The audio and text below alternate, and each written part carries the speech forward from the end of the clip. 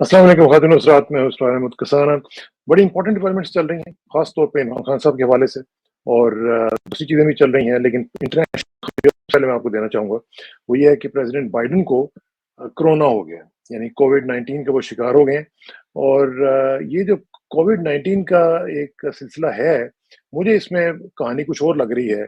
मुझे लगता है कि उनके ऊपर अब प्रेशर डाला जाएगा कि इसी बहाने अब आप बाउ आउट कर जाएँ और कैंपेन से बाहर निकल जाएँ, किसी और को लेके आएँ।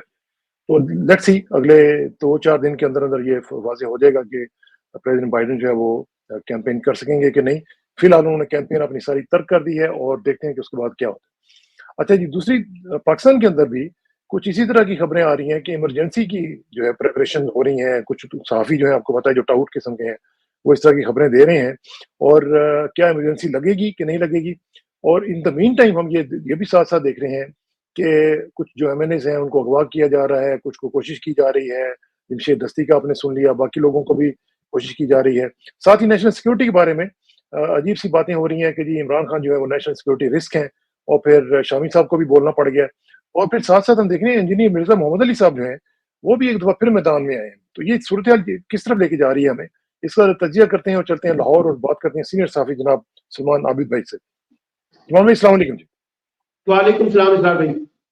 बहुत शुक्रिया सलमान भाई। सबसे पहले तो ये ज़रा इमरान खान साहब की बात कर लेते हैं कि एक तो ये है कि उनको कहा जा रहा है कि जी वो एक नेशनल सिक्योरिटी रिस्क हैं और उनके बारे में अगर वो अंदर रहेंगे तो ये खतरनाक होगा नेशनल सिक्योरिटी के लिए और अगर बाहर आएँगे तो उससे भी खतरनाक होगा। कुछ लोग तो उनकी जान के बारे में भी कह रहे हैं कि उनको अब मेरा ख़्याल है कि चले ही जाना चाहिए दुनिया में से। तो ये जो सूरत-ए-हाल है नेशनल सिक्योरिटी के हवाले से फिर मुजीबर रहमान शामी साहब को भी बोलना पड़ गया है। तो ये वाक़ईतन इमरान खान कोई नेशनल सिक्योरिटी रिस्क है? देखिए, अगर आप एस्टैब्लिशमेंट को चैलेंज करेंगे, हुकूमत को चैलेंज करेंगे, रियासती नैरेटिव को चैलेंज करेंगे, तो फिर आप वाक़ई सिक्योरिटी रिस्क हैं और ये कोई पहली दफ़ा नहीं होगा। जैसे शामी साहब ने कहा, मुजीबर रहमान शामी साहब ने, अगर आप अपनी तारीख को उठा के देखें, तो हर दौर में कोई ना कोई पाकिस्तान का सिक्योरिटी रिस्क बन जाता है। कभी कोई जमात जो है वो अपना उसको हिब्बुल वतनी का सर्टिफिकेट दिया जाता है और किसी जमात को या किसी क़यादत को एक सिक्योरिटी रिस्क करार दे दिया जाता है। अब सवाल ये है कि ये सिक्योरिटी रिस्क क्यों है? इमरान खान इसलिए सिक्योरिटी रिस्क बन गया है कि उन्होंने एस्टैब्लिशमेंट को इस अंदाज से चैलेंज किया है, हुकूमत को और पाकिस्तान की पॉलिटिकल रूलिंग एलीट को इस तरह से चैलेंज किया है, उसमें इलेक्शन कमीशन, नैब और जुडिशरी को इस अंदाज से वो चैलेंज कर रहे हैं कि सब ये समझते हैं कि इमरान खान अपनी पॉपुलैरिटी में, एक तरफ उनकी पॉपुलैरिटी है, दूसरी तरफ उनका मुज़ामती बयानिया है, उसमें वो वाकई एक थ्रेट बन चुके हैं। तो इसलिए जो लोग भी इमरान खान को सिक्योरिटी रिस्क बनाकर पेश कर रहे हैं, ये कहानी कोई नई नहीं है, ना ये कोई नया स्क्रिप्ट राइटर है। स्क्रिप्ट भी पुराना है, राइटर्स भी पुराने हैं और कहानी भी पुरानी है। लेकिन अब सवाल ये है कि हम कब तक पाकिस्तान की सियासत में इस तरह के तमाशों के साथ चलेंगे और कब तक हम अवामी तायीद और हमायत के बगैर एक सियासी और जमहूरी निज़ाम को चलाने की कोशिश करेंगे और कब हम ये इस बात की इस्लाह करेंगे कि हमें बुनियादी तौर पर अवाम के मैंडेट की बुनियाद पर हुकूमतें बनानी है। अब आपने जिन लोगों को बीच में उतारा है, जो या तो जिस तरह से मैंने पिछले प्रोग्रामों में भी कहा था कि कुछ लोग यहाँ पर जिसे कहते हैं ना अनडिफाइंड एक किस्म के तर्जुमान है एस्टैब्लिशमेंट के, वो हमारे मीडिया के अंदर भी बैठे हुए हैं, वो हमारी रिलीजियस कम्युनिटी में भी बैठे हुए हैं, वो हमारी पॉलिटिकल फोर्सेस में बैठे हुए हैं, वो हमारे कारोबारी तबकों में बैठे हुए हैं, वो हर शोबे में के अंदर आपको लगेंगे कि ये वो लोग हैं जो किसी का बयान जो है या किसी का जो कहानी होती है वो हमारे सामने लाकर पेश की जाती है। अब भी आप देखिए जो मुनीब फारूक के जरिए पैगाम देने की कोशिश की गई है, ये वही मुनीब फारूक है ना जिन्होंने शेख रशीद का जबरदस्ती और जबरी इंटरव्यू किया था। अब अगर हमारे जर्नलिस्ट इस तरह के जबरी इंटरव्यू करते हैं और किसी के कहने के ऊपर करते हैं तो अंदाजा लगाइए कि उनकी अपनी क्रेडिबिलिटी कहाँ रह जाती है। अच्छा, इसी तरह आपने इंजीनियर मोहम्मद अली का जिक्र किया, इसी तरह और बहुत से कैरेक्टर है, ताहिर अशरफी साहब को देख लें जो वक्तन फवक्तन आ जाते हैं, लेकिन इससे कोई इमरान खान की पॉपुलैरिटी को कोई डज नहीं लगती, बल्कि इमरान खान और ज्यादा पॉपुलर हो जाते हैं क्योंकि लोगों को लगता है कि अगर ये लोग इमरान खान के बारे में ऐसा कह रहे हैं तो इसका मतलब है कि इमरान खान दुरुस्त है। तो इसलिए मेरे नजदीक एक तो स्टेट को और एस्टैब्लिशमेंट को और हुकूमत को एक बात समझनी है कि पाकिस्तान का रियासती निजाम इदारों की खुद मुख्तारी के साथ चलता है।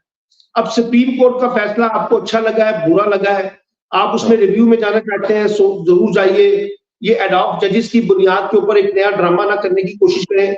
और अगर आप अदालती फैसले को तस्लीम नहीं करेंगे, जिस तरह से कहा जा रहा है कि किसी भी सूरत में मखसूस नशिस्तों जो है वो पीटीआई को नहीं दी जाएंगी, जजेस को डराया जा रहा है, मीडिया को डराया जा रहा है, एस्टैब्लिशमेंट जो है वो और बहुत से लोग जो है एक दूसरे के खिलाफ बातें कर रहे हैं, और जिस किस्म की बातें की जा रही हैं उससे तो लगता ही है कि जैसे हमने अदालती फैसला तस्लीम नहीं करना और अदालती फैसले की बुनियाद के ऊपर रिव्यू में जाकर इस फैसले को तब्दील कराना हमारा एजेंडा है। लेकिन साथ साथ ये कहा जा रहा है कि अगर ये फैसला तब्दील नहीं होता तो मुल्क में इमरजेंसी लगा दी जाएगी।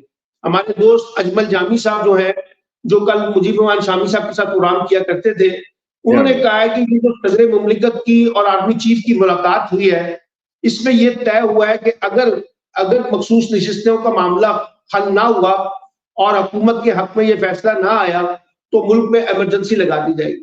मुझे लगता है कि लोगों को अंदाजा नहीं है कि इमरजेंसी होती क्या है। इमरजेंसी आपको याद है जनरल मुशर्रफ ने भी लगाई थी, फिर पीसीओ के जज के बिठा दिए थे। आपकी इंटरनेशनल क्रेडिबिलिटी क्या रह जाती है? आप इकोनॉमिक रिवाइवल की जंग लड़ रहे हैं तो आपकी इकोनॉमिक रिवाइवल की जंग कहाँ रह जाएगी? आपके मालियाती इंस्टीट्यूशन जो इंटरनेशनल दुनिया में है वो कब कहां तक आपको सपोर्ट करेंगे? पाकिस्तान का इंटरनल और एक्सटर्नल इन्वेस्टर जो है वो ऐसी सिचुएशन में जो काफी खतरनाक होगी, उसमें क्यों आपके साथ खड़ा होगा, क्यों इस मुल्क में सरमायाकारी करेगा, कैसे आपके इकोनॉमिक इंडिकेटर ऊपर जाएंगे और कैसे दुनिया आपकी पॉलिटिकल कॉन्टेक्स्ट को देखने की कोशिश करेगी। वो पहले ही आपने अमेरिकन कांग्रेस की करारदाद और जो यूएन के अंदर जो कमेटी थी उसकी रिपोर्ट्स देख ली है। तो इसलिए मुझे लगता है कि अगर आप इमरजेंसी लगाएंगे तो आप पाकिस्तान को वापस पीछे की तरफ लेके जाना चाह रहे हैं, हम आगे की तरफ नहीं बढ़ने चाहिए। और ये भी हो सकता है कि इमरजेंसी ना लगाना हो, असल में एक थ्रेट क्रिएट करना हो और वो थ्रेट क्रिएट करके अपनी मर्जी और मंशा के मुताबिक फैसले करवाने हो। और अब सदर जरदारी को भी अगर मजबूर किया जाए कि वो भी इमरजेंसी लगा दे, या ये जो पीएमएलएन और पीपल्स पार्टी जो खेल खेल रहे हैं। अब आप पीपल्स पार्टी को देखें, एक तरफ वो कहते हैं जी हुकूमत ने ऐलान किया है कि पीटीआई को बैन करना है, तो रजा रब्बानी, फरतुल्लाह बाबर और शहरी रहमान खड़े हो जाते हैं कि ये बड़ा गलत फैसला, हम उसकी हिमायत नहीं करते। दूसरी तरफ खुर्शीद शाह दबे लफ्जों में हमायत भी कर रहे हैं, मुराद अली शाह हमायत भी कर रहे हैं, शर्जील मेमन हमायत भी कर रहे हैं। और फिर लोग पीपल्स पार्टी के अंदर से कहा कि फरतुल्लाह बाबर का और रजा रब्बानी का बयान जो है ये पार्टी पॉलिसी नहीं है, पार्टी अभी देखेगी, सोचेगी। तो लगता ही है कि रजा रब्बानी भी सारे खेल में एक दो जिसे कहते हैं ना कंफ्यूजन का शिकार है। या तो इसका मतलब है कि इमरजेंसी नहीं लग रही आपकी नजर में? नहीं, मेरे नजदीक इमरजेंसी लगाने का मतलब यह है कि आप अपने रास्ते और दरवाजे बंद कर देंगे सारी तरफ से, और जब आप बंद कर देंगे तो ये जितना भी थोड़ा बहुत आपका सिस्टम चलने की कोशिश कर रहा है वो नहीं चलेगा। लेकिन अगर आप सुप्रीम कोर्ट के फैसलों को मानने से इनकार कर दें तो आपका अदालती निजाम कहाँ खड़ा होगा? और ये भी मैं आपको बताऊं, ये जो 4 हेड ऑफ जजेस लेकर आ रहे हैं, अगर ये आ जाते हैं और इन 4 जजेस को अगर बेंच का हिस्सा बनाना है फुल कोर्ट का, तो ये इख्तियार भी चीफ जस्टिस के पास नहीं है। बेंच बनाने का इख्तियार इस वक्त 3 मोस्ट सीनियर जजेस के पास है। उसमें जस्टिस मंसूर अली शाह है, उसमें मुनीब अख्तर है, उसमें फाइज ईसा है।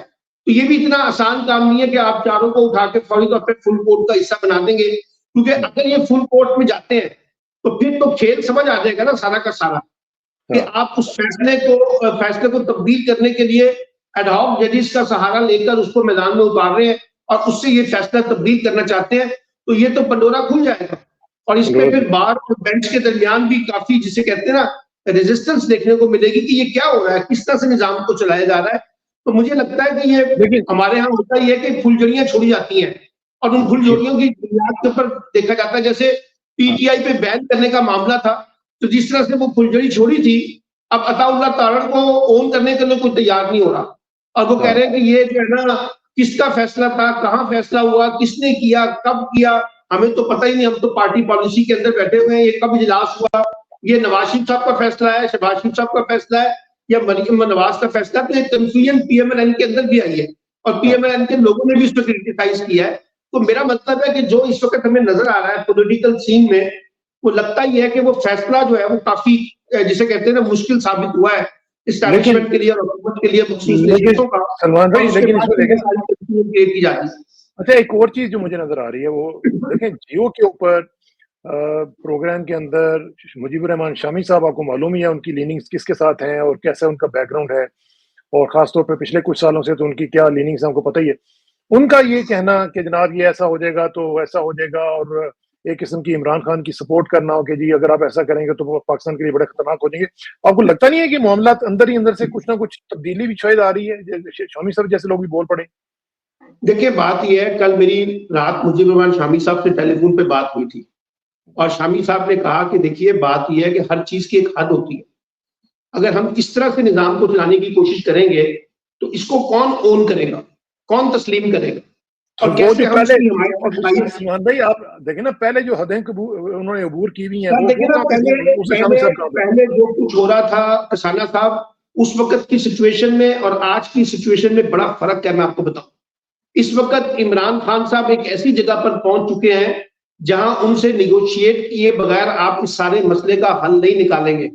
बल्कि शामी साहब ने तो एक और तजवीज दी और उन्होंने कहा कि जब तक आप हम जैसे लोगों को एक्सेस नहीं देंगे इमरान खान तक बात करने की, तो हम कैसे आगे रास्ता निकालने की कोशिश करेंगे। उनका तो मौकफ ये था कि हम जैसे लोगों को रास्ता दिया जाए ताकि अगर कोई बात इमरान खान तक भी समझानी है तो वहां पर भी बात की जा सकती है, स्टैब्लिशमेंट भी समझाने की बात की जा सकती है। लेकिन ये नहीं हो सकता कि आप इमरजेंसी लगा दें, आप हाँ। सुप्रीम कोर्ट का फैसला तस्लीम करने से इनकार कर दें। अच्छा, फिर लोगों को ये भी समझ आ रहा है, यानी देखिए ना, शोएब राय साहब ने ये लिखा है कि अगर कोई बड़ा हादसा ना हुआ तो इमरान खान को अगले इंतखाबात में इख्तिदार में आने से नहीं रोका जा सकता।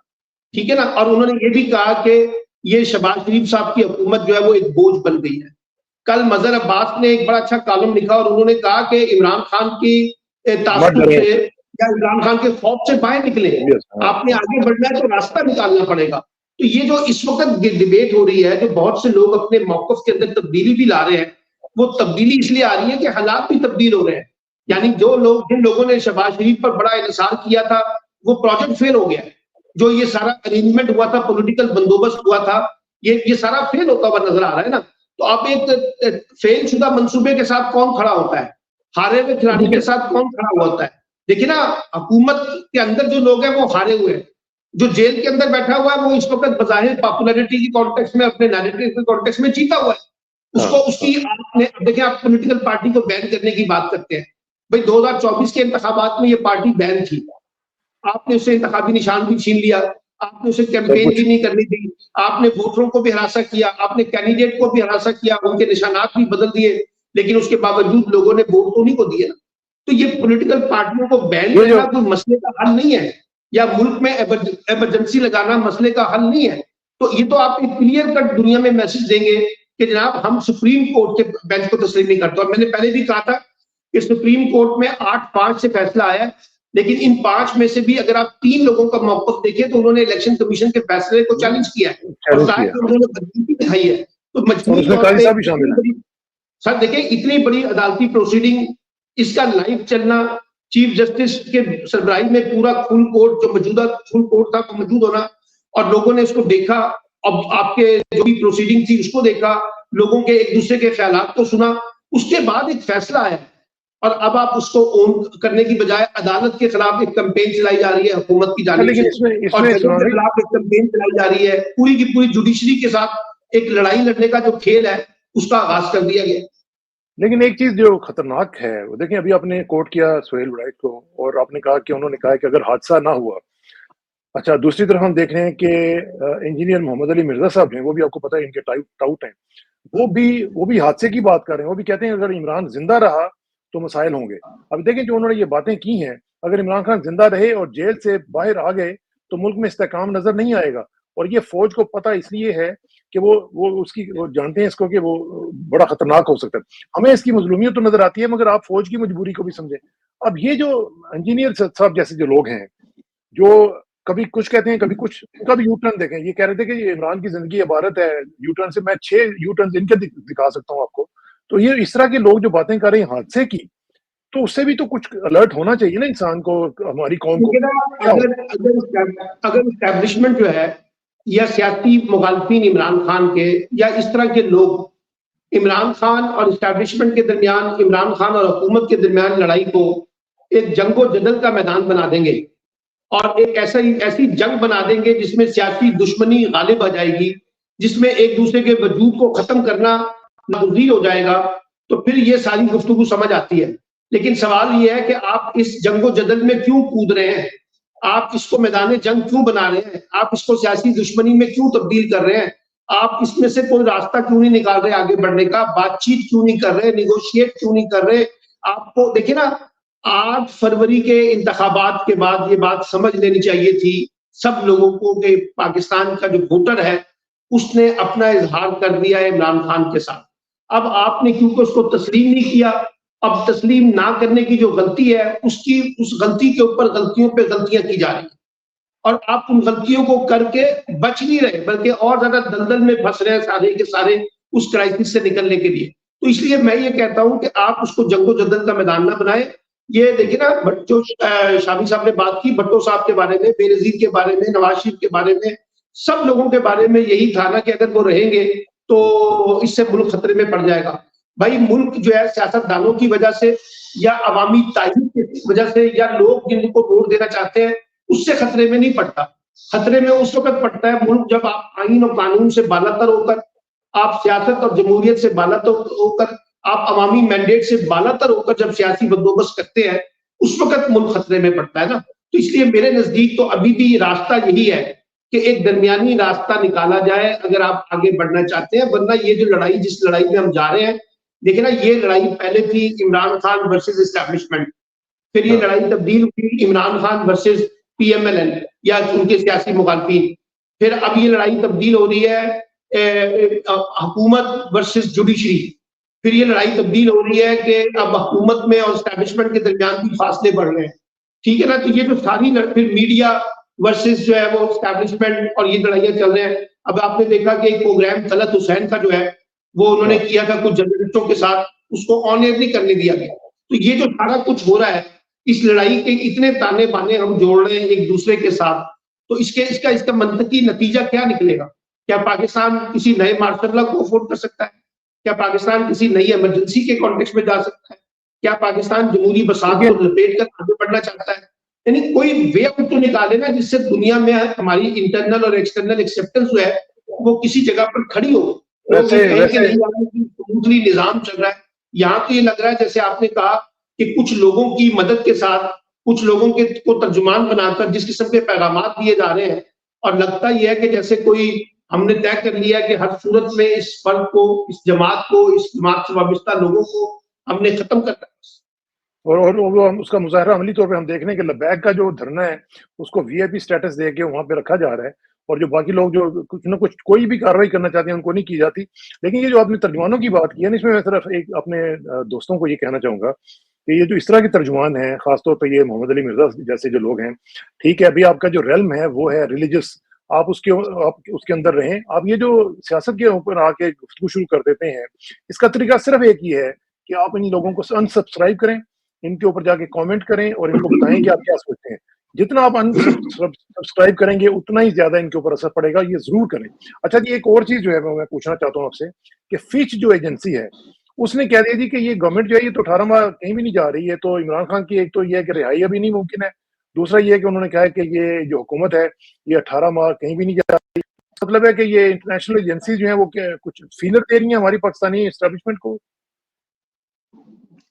देखिए ना, बात यह है कि ये हुकूमत 5 साल चलती है, 2 साल चलती है, 1.5 साल चलती है, 6 महीने चलती है।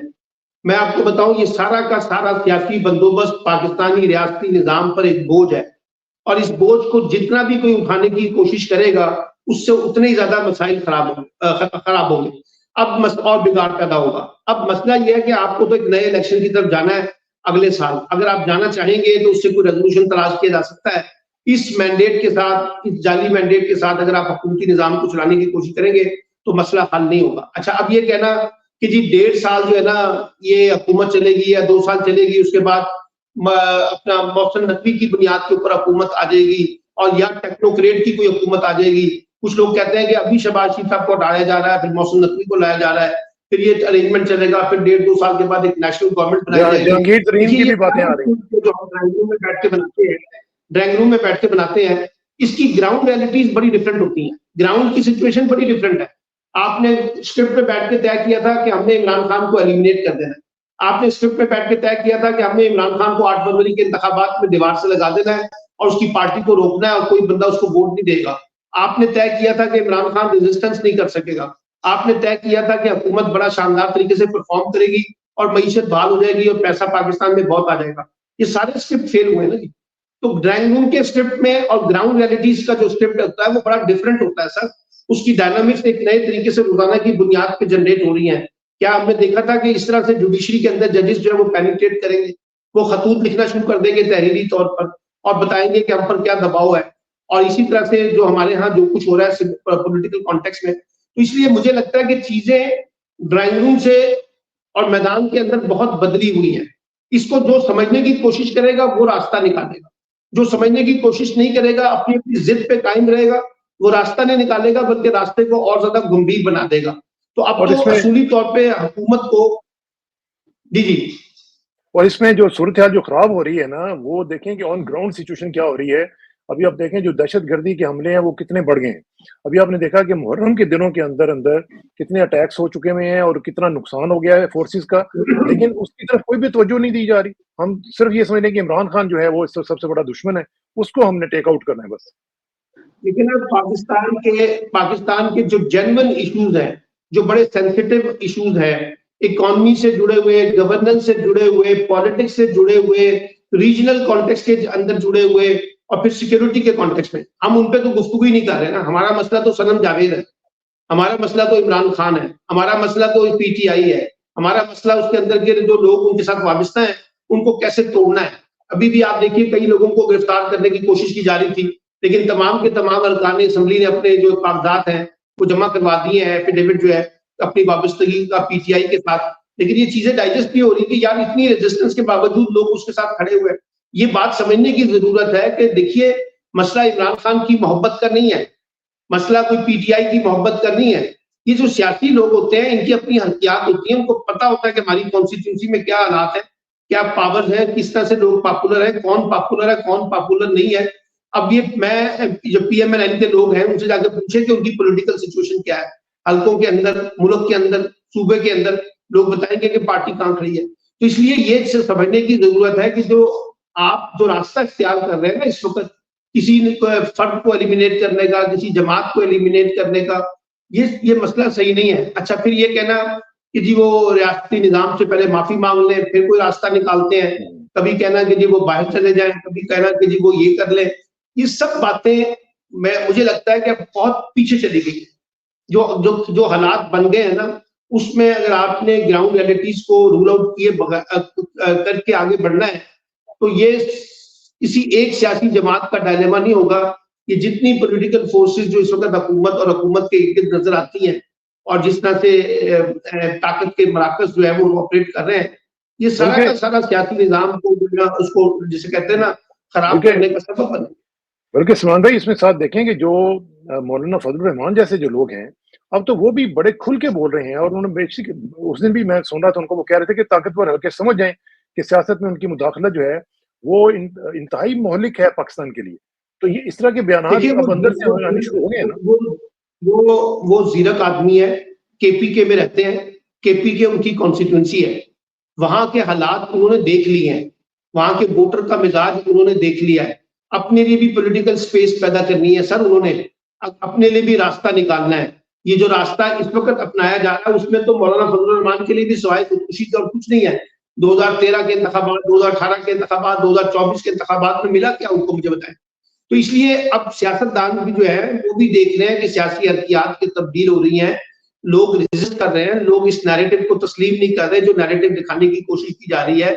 मैंने आपको बताया कि मैं कई लोगों से मिला हूं पिछले 4-5 दिनों में और सब ये कहते हैं कि जिसने भी ये मशवरा दिया है कि जी पीटीआई को बैन कर दें, ये मुस्लिम लीग नून के दोस्त नहीं है और ये मुस्लिम लीग नून के लिए मसाइल पैदा कर रहे हैं। तो मैं उनको कहता था कि यार मसला तो मुस्लिम लीग नून का है ही नहीं, यहाँ तो मुस्लिम लीग नून से शरीफ खानदान अपनी बका की जंग लड़, वो फैसले मुस्लिम लीग नून के नाम पे करता है अपने मफादात को देख के, पार्टी मफाद थोड़ी देख रहे हैं। तो इसलिए ये जो खानदानी पॉलिटिक्स का जो कॉन्टेक्स्ट है ये इतना ज्यादा हमारे यहाँ प्रॉब्लम क्रिएट कर रहा है कि उसमें पार्टी को, पूरी की पूरी पार्टी को नजरअंदाज करके अब कहा जा रहा है कि ये एक रेजोल्यूशन आएगा कौमी असेंबली में सुप्रीम कोर्ट के फैसले के खिलाफ, अब उसमें स्पीकर कौमी असेंबली जो है उनको मुश्किल में डाला जा रहा है। ठीक है ना, अब ये जो चीजें करने की कोशिश की जा रही है जी। आपने सलमान भाई आखिर में जो बात आपने की ना सियासी हरकियात की, मैं टुवर्ड्स वेरी एंड में सिर्फ आपसे ये पूछना चाहूँगा कि ये जो सियासी हरकियात है ना, अब आप ज़रा देखिए, गौर कीजिए कि बैनुल-अक़वामी हरकियात भी जो है ना, वो भी बदल रही हैं। अब देखें, ट्रंप का जो जीतना है वो ठहर चुका हुआ है, नज़र आ रहा है कि अगर इलेक्शन होता है, आज भी इलेक्शन हो जाए, 2-4 महीने के बाद भी हो जाए, जब भी हो, ये ट्रंप की आमद जो है वो पक्की नज़र आ रही है। अब अगर ये सूरत-हाल जो बदलती है, तो क्या अभी-अभी हमारे जो हलके हैं, उनको ये समझना नहीं चाहिए कि ये सियासी हरकियात जब बदलेंगी, तो उनके ऊपर कितना प्रेशर आएगा, उनके लिए क्या मसाइल खड़े हो सकते हैं, क्या-क्या चीज़ें जो हैं, क्या-क्या लॉज़ जो हैं वो उनके खिलाफ इस्तेमाल हो सकते हैं, तो क्यों नहीं सोचा जा रहा है इस बारे में? देखिए देखिए किसान साहब, जब दुश्मनी, ताज्जुब और नफरत गालिब हो ना, तो फिर अक्ल व दानिश जो है वो पीछे रह जाती है। अभी इस वक़्त तो हमारे यहाँ ये चीज़ें गालिब है ना, इसमें अक्ल व दानिश नहीं चल रही कि दुनिया किस तरह से चल रही है, हम किस तरह से चला रहे हैं, हमारे अंदर जो हरकियात तब्दील हो रही हैं, वो क्या तब्दील हो रही हैं, लोग हमारे बारे में क्या राय रख रहे हैं, किस तरह से चीज़ों को देख रहे हैं। और जो मुझे सबसे ज़्यादा दुःख है, और वो इस ये दुःख है कि पाकिस्तान में हर होने वाली बुराई को एस्टेब्लिशमेंट के साथ जोड़ा जाता है। ठीक है? हर हर अमल को जोड़ा जा रहा है, यानी इदारों की अपनी पोजीशन जो है वो खराब होती जा रही है। वो जस्टिफाई भी करते हैं, बहुत से मामलात से हम ताल्लुक है, लेकिन लोग नहीं मानते। लोगों को लगता है कि सारी लड़ाई के अंदर या वो फरीक है या ये फरीक है। जैसे मैंने आपको उस दिन कहा था कि आफ्ताब शेरपॉ ने कहा कि पाकिस्तान में तो इस वक़्त सिर्फ 2 ही फरीक है, एक इमरान खान और एक एस्टेब्लिशमेंट, बाकी सब मेरे ऊपर टैक्स है। तो ये जो चीज़ें हमारे यहाँ हो रही हैं, इसके लिए बदलने की ज़रूरत है। इसको तब्दील होना चाहिए। ये लड़ाई इस नहज पे ना लेके जाएँ, जहाँ हम अपने लिए बर्बादी का सामान पैदा करें। देखिए ना, मैं आपको छोटा-सा फ़ॉर्मूला बता देता हूँ। इन पिछले 2 सालों में कितना पैसा बाहर से आया है, ज़रा इसका अंदाज़ा लगा लें, आपको पता चले हाँ, कि बाहर की दुनिया कितना पैसा दे रही है। आप देख लें। अब आप ये कह रहे हैं कि जनाब हमने ये करना है, वो करना है, फलाँ करना है, ये हो जाएगा। भाई ये इकोनॉमिक वायबिलिटी जो है, पॉलिटिकल वायबिलिटी के बगैर मुमकिन नहीं है। हुँ, इकोनॉमिक वायबिलिटी जब तक आप इनेबलिंग एनवायरनमेंट क्रिएट नहीं करेंगे, इस तरह की अनसर्टेनिटी के अंदर, इस तरह की डिस्ट्रक्शन के अंदर कभी भी इकोनॉमिक वायबिलिटी नहीं होगी। वो आपको हाँ, और पीछे की तरफ लेके जाएगी। अच्छा, फिर लोगों की नफरत जो है, सिर्फ किसी जमात से नहीं, बल्कि इस निज़ाम से बढ़ती जा रही है। ये निज़ाम उनको डिलीवर नहीं करता। ये निज़ाम के ठीक अंदर है। बैठे हुए फरीक उनकी लूट-मार में मसरूफ हैं, उनके ऊपर भारी भरकम टैक्सेस लगा रहे हैं, उनको उनकी माशी ज़िंदगियों को आसूदा लोगों किया के जा रहा पास है। तो लोगों के अंदर पहले ही सिस्टम के बारे में सीरियस रिजर्वेशन है, और ऊपर से जब हम ये आंख मिचौली का खेल खेल रहे हैं, तो लोगों को तो गुस्सा आएगा ना। लोगों को लगेगा कि यार ये क्या बकवास है, हमारे हाँ, इश्यूज पे तो कोई बात नहीं कर रहा, ताकत के बराकस अपनी अपनी लड़ाई लड़ रहे हैं, और उसमें आम आदमी को जो है एक्सप्लॉइट किया जा रहा है। तो ये बिल्कुल इसलिए सही ज्यादा बात। खतरनाक है कि फ्यूचर में अगर वेरी हमने इन चीजों पर तवज्जो नहीं देगी और अपनी नफरत का और दुश्मनी का जो पहलू है उसकी शिद्दत को कम किए बगैर, उसको कम करके हमने आगे से बढ़ने का रास्ता नहीं निकालना एंगेजमेंट का, वो और एक हाँ, दूसरे के वजूद को तस्लीम नहीं करना। देखिए ना, एक जमाने में हमें पीपल्स पार्टी अच्छी नहीं लगती थी 70-80 की 90 की दहाई में, लेकिन पीपल्स पार्टी एक सियासी हकीकत थी, उसको वोट मिलते थे, लोग उसके साथ थे। तो इसलिए ये ऐसे इमरान नहीं खान खत्म आपको होती बात। पसंद है नहीं पसंद है, मैं एक आखिरी बात, इमरान खान का मुकाबला सियासत के साथ ही होगा, जमहूरियत के साथ ही होगा, परफॉर्मेंस की बुनियाद पे होगा, इंतखाबात की बुनियाद पे होगा, और एक कॉन्स्टिट्यूशनल फ्रेमवर्क में होगा। ये जो इससे हट के हम इमरान खान का मुकाबला करने की कोशिश कर रहे हैं, वो इमरान खान को तो फायदा दे सकता है, लेकिन इस रियासती निजाम को फायदा नहीं दे सकता। फ़ायदा नहीं दे सकता, बिल्कुल सही कह रहे हैं और ख़ास तौर पे आखिर में मैं सिर्फ़ ये कहूँगा कि जो लोग भी इमरान खान की ज़िंदगी लेने के बारे में बातें कर रहे हैं, आप उनका और तो कुछ नहीं कर सकते, लेकिन उनको अनसब्सक्राइब ज़रूर करें और मिर्ज़ा जैसे जो लोग हैं, इनको एक्सपोज़ करें कि ये क्या लोग हैं और कैसे-कैसे यू टर्न्स लेते रहे हैं। थैंक यू वेरी मच नवाज़ भाई, जल्दी मुलाकात होगी इंशाल्लाह। अस्सलाम वालेकुम।